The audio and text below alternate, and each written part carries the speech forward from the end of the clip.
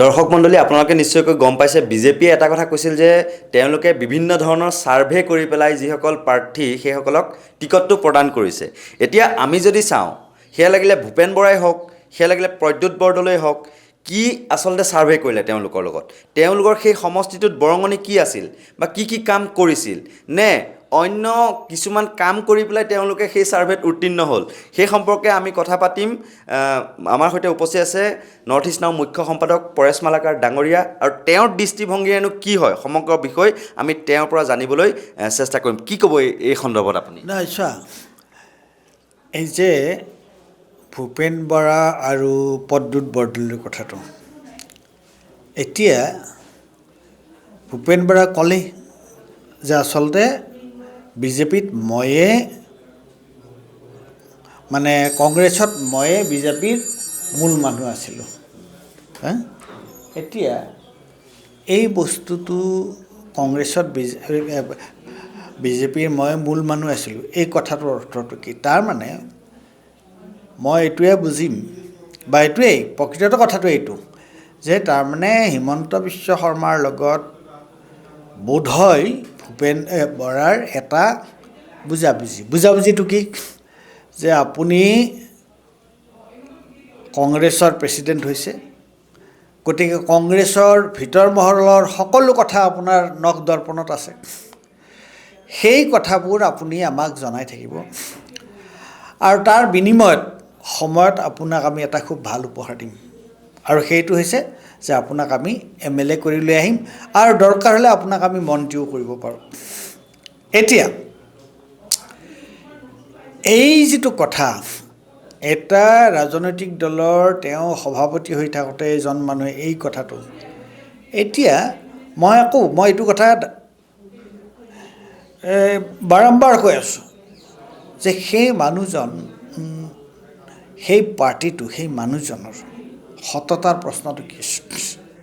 যে তেওঁ সভাপতি হৈ থাকোঁতে তেওঁ দাৰৰ বাতৰি দাৰে হিমন্ত বিশ্ব শৰ্মাক দি আছিল, গতিকে এই তাৰমানে তেওঁলোক তুমি ভাবি লোৱা যে তেনেহ'লে হিমন্ত বিশ্ব শৰ্মা কেনে মানুহ সকলোৱে গম পালে, ভূপেন বৰা কেনে মানুহ সেইটো সকলোৱে গম পালে। তাৰপিছত তুমি যিটো কথা কৈছা যে তেওঁলোকে যে সাৰ্ভে কৰি তেওঁলোকে মনোনয়ন দিয়াৰ প্ৰশ্নটো আছিলে, যে যিজন মানুহে তাত নাছিলেই সাৰ্ভেটো কেনেকুৱা হ'ল? তাৰমানে গোটেই বস্তুটো এটা ভুৱা, গোটেই বস্তুটো এটা এক ধৰণৰ মানে কি বুলি ক'ম মই, এটা মানে চোৰাংচোৱাগিৰি কৰাৰ সাৰ্ভে চলাইছিল নেকি আচলতে? এইটো এটা অত্যন্ত মানে চক্ৰান্তমূলক কথা, য'ত ন্যায় নীতি সততা ৰাজনৈতিক আদৰ্শ নীতিবোধ এইবিলাকৰ কোনো সম্পৰ্ক নাই। আৰু ঠিক তেনেদৰে প্ৰদ্যুৎ বৰদলৈৰ কথাটো একেটাই হ'ল যে দিছপুৰ এটা ইমান প্ৰেষ্টিজিয়াছ, ইমান সন্মানীয় এটা তোমাৰ সমষ্টি, আৰু তাত তোমাৰ জয়ন্ত দাস হওক বা অতুল বৰা হওক আৰু অন্য কোনোবা, তেওঁলোকে কি জৰীপ কৰিছিল? তাততো ইয়াততো কোনেও কেতিয়াও শুনা নাছিল যে প্ৰদ্যুৎ বৰদলৈ তোমাৰ ইয়াত তেওঁ প্ৰাৰ্থী হ'ব। সৌখিদিনালৈকে প্ৰদ্যুৎ বৰদলৈ আমাৰ লগতে বহিছিলে বিৰোধী ঐক্যৰ প্ৰশ্নত মিটিঙত। গতিকে এইবোৰ কি মানুহ তাৰমানে? গতিকে ইয়াত সেই একেটা কথা, প্ৰদ্যুৎ বৰদলৈৰ যোগেদিও তেওঁ চাগে খবৰ পাই আছিলে। আমি এতিয়া দেখি পাইছোঁ যে কেইদিনমান আগতে মুখ্যমন্ত্ৰীয়ে কোনে কি মাংস খায় গাড়ীৰ ভিতৰত বহি পেলাই, কোনে চাহৰ লগত কি বিস্কুট খালে সেই পৰ্যন্ত গম পায়। আনকি গৌৰৱ গগৈক যে গালি পাৰে কোনোবাই, গৌৰৱ গগৈৰ লগত কি কাজিয়া লাগিল সমগ্ৰ বিষয়ে কিন্তু গম পাই আছিল। কিন্তু এতিয়া আমি কেইদিনমানৰ পৰা লক্ষ্য কৰিছোঁ মুখ্যমন্ত্ৰীয়ে এখন কংগ্ৰেছৰ ভিতৰ চোৱাৰ খবৰ বৰকৈ দেখোন সংবাদ মাধ্যমৰ আগত নিদিয়া হ'ল বা নোকোৱা হ'ল।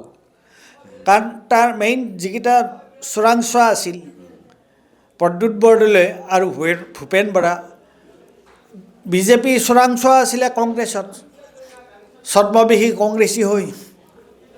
গতিকে নিৰ্বাচনৰ সময়ত মানুহে এইবোৰ প্ৰশ্নৰ সদুত্তৰ দিব লাগে। এইবোৰ প্ৰশ্নত আমাৰ সৎ যিবোৰ ভোটাৰ আছে তেওঁলোকে এইবোৰৰ প্ৰত্যুত্তৰ দিব লাগে। সঠিক প্ৰত্যুত্তৰ দিব লাগে যে এই চোৰাংচোৱাগিৰি কৰা, এই নিজৰ মান সন্মান নোহোৱা, আত্মমৰ্যাদা নোহোৱা এইবোৰ মানুহকে তেওঁলোকে আকৌ MLA কৰিব, এইবোৰ মানুহকে আকৌ তেওঁলোকে মন্ত্ৰী হ'ব। মই এজন সাধাৰণ মানুহ, মোৰ একো নাই, কিন্তু এই কথাটো মই স্পষ্টভাৱে ক'বলৈ কুণ্ঠাবোধ নকৰোঁ যে এইবোৰ মানুহৰ কোনো সামাজিক মৰ্যাদা বোলা বস্তুটো নাই, এইবোৰ মানুহৰ কোনো আদৰ্শ, কোনো মূল্যবোধ কথাটো নাই। এইবোৰ যিবোৰ মানুহে এটা ৰাজনৈতিক দলত উচ্চ আসনত থাকি সেই ৰাজনৈতিক দলটোৰ বিৰুদ্ধে কাম কৰে, সেইবোৰ মানুহতকৈ ভণ্ড আৰু দগাবাজ মানুহ আছে বুলি মই নাভাবোঁ। তেওঁলোক ভণ্ড আৰু মই কৈছোঁ দগাবাজ। একেবাৰে শেষত সোধোঁ, যিহেতু বিজেপি দলটোত বহু নেতাকৰ্মী আছিল, এতিয়া জয়ন্ত দাসৰ প্ৰসংগটো আপুনি উল্লেখ কৰিলে, বা এগৰাকী চিটিং MLA আছিল অতুল বৰা, বহু পুৰণি বিজেপি, আৰু লগতে আৰু এটা কথা ক'ব লাগিব যে আপোনাৰ বিহপুৰীয়া সমষ্টিটো ৰঞ্জিত ভট্টাচাৰ্য আছিল টিকটৰ দাবীদাৰ, বা অন্যান্য বহুতো টিকটৰ দাবীদাৰ, অমিয় কুমাৰ ভূঞা চিটিং MLA আছিল। তেখেতসকলক আঁতৰাই পেলাই আচলতে বিজেপি দলটোৱে বহুত নীতি আদৰ্শৰ কথা কয়। আচলতে এতিয়া কংগ্ৰেছী নিয়াটোহে তেওঁলোকৰ নীতি আদৰ্শৰ ভিতৰত পৰিছে নেকি, বা কংগ্ৰেছৰ পৰা হায়াৰ কৰি পেলাই নেতা নি পেলাই বিজেপি ভৰাই পেলোৱাটোহে তেওঁলোকৰ মূল নীতি আদৰ্শ হৈ পৰিছে নেকি? নাই, এইটো চোৱা, এই কথাটো কি জানানে? এই কথাটোৰ উত্তৰ দুই ধৰণৰ আছে। এটা হ'ল যে বিজেপিয়ে যে গোটেই দেশখনত আজি এনেকুৱা উপদ্ৰৱ কৰিব পাৰিছে কি কাৰণে? তেওঁলোকে এইটো কৰিব পাৰিছে এইকাৰণে যে যিবোৰ মানুহে ৰাজনীতিত আছিল, বিভিন্ন চল চক্ৰান্ত কৰি তেওঁলোকে ৰাজনীতিত আছে, আৰু তেওঁলোকে কংগ্ৰেছৰ সুদিনত তেওঁলোকে কংগ্ৰেছী হৈ আছিলে। আৰু তুমি দেখা পাবা যে আজি বিজেপিৰ নেতৃস্থানীয় মানুহৰ, আজি অসমতে চোৱা তুমি, অসমৰ যিকেইজন অসমৰ বিজেপিৰ মুৰব্বী কোন? হিমন্ত বিশ্ব শৰ্মা, তোমাৰ জয়ন্ত মল্ল, তোমাৰ পীয়ুষ হাজৰিকা, এতিয়া গৈ যোগ দিলে কোনে? ভূপেন বৰা, কোন? প্ৰদ্যুৎ বৰদলৈ। এতিয়াতো বিজেপি পাৰ্টি নে কংগ্ৰেছ পাৰ্টি? এইবিলাক বিজেপি কংগ্ৰেছৰ লগত ইয়াত কোনো সম্পৰ্ক নাই। এইবিলাকৰ এটাই সম্পৰ্ক, সেইটো হৈছে তেওঁলোক যিকোনো প্ৰকাৰে তেওঁলোকে ক্ষমতাত থাকিব বিচাৰে, আৰু সেই ক্ষমতাটো তেওঁলোকে নিজৰ ব্যক্তিগত সা সুবিধা, টকা পইচা বৃদ্ধি কৰাৰ কাৰণে তেওঁলোকে সেই ক্ষমতাটো ব্যৱহাৰ কৰে। এই কথাটো কোনোবাই, মই কোৱা এই কথাটো কোনোবাই বাৰু অস্বীকাৰ কৰিব পাৰিব নেকি? ক'ব পাৰিব নেকি যে নাই মই ভুল কথা কৈছোঁ? এইটোৱে হৈছে মূল কথা। আৰু আটাইতকৈ ডাঙৰ বিপদটো আহিছে তাত, কংগ্ৰেছৰ যি আদৰ্শ, বিজেপিৰ যি আদৰ্শ, ইটোৰ লগত সিটো নিমিলে। কিন্তু কংগ্ৰেছত এনেকুৱা বহুত মানুহ আছে যিবিলাকৰ কাৰণে কোনো আদৰ্শৰ কথা নাই। তেওঁলোকৰ ক্ষমতা যদি তেওঁলোকে পোৱা নাই, বহুত দিনৰ পৰা বঞ্চিত হৈ আছে, তেওঁলোকৰ একেবাৰে ভোকাতুৰ হৈ আছে ক্ষমতাৰ কাৰণে, তেওঁলোকে যেনে তেনে প্ৰকাৰণে তেওঁলোকে ক্ষমতা লাগে, আৰু এইটো বিজেপিতে যাওক, অন্য ক'ৰবাতে যাওক। গতিকে এতিয়া দেখিছে বিজেপি আটাইতকৈ শক্তিশালী, সেইকাৰণে তাত গৈছে। গতিকে এইবোৰ মানুহক মই খুব ভালকৈ চিনি পাওঁ। মোৰ তেওঁলোকৰ লগত ব্যক্তিগতভাৱে মোৰ কোনো শত্ৰুতা নাই। ভূপেন বৰাক মই খুব ভালকৈ চিনি পাওঁ, প্ৰদ্যুৎ বৰদলৈ মই খুব ভালকৈ চিনি পাওঁ, তেওঁলোকে মোক খুব ভালকৈ চিনি পায়।